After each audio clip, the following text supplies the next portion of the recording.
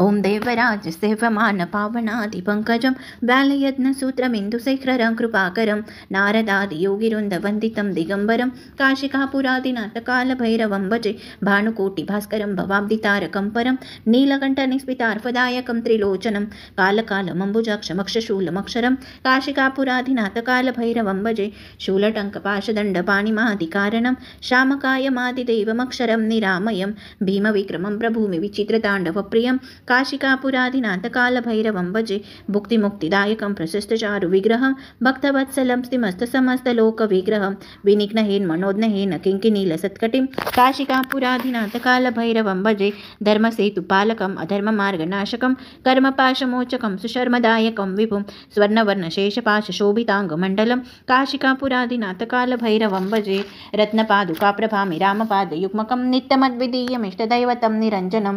मृत्युदर्पणाशनं करालदृष्टमोक्षणं काशिकापुरादिनाथकालभैरवं भजे अट्टहासभिन्नपद्मचाण्डकोशसन्ततिं दृष्टिपातनष्टपापजालमुग्रशासनम् अष्टसिद्धिदायकं कपालमालिकन्धरं काशिकापुरादिनाथकालभैरवं भजे भूतसङ्गनायकं विशालकीर्तिदायकं काशीवासलोकपुण्यपापशोधकं विभुं नीतिमार्गकोविदं पुरातनं जगत्पतिं काशिकापुरादिनाथकालभैरवं भजे कालभैरवाष्टकं पठन्ति ये मनोहरं ज्ञानमुक्तिसाधनं विचित्रपुण्यवर्धनं शोकमोहदैन्यलोभकोपतापनाशनं ते प्रयन्ति कालभैरवाणि सन्निधि ध्रुवम् इति श्रीमच्छङ्कराचार्यविरचितं कालभैरवाष्टकं सम्पूर्णम्।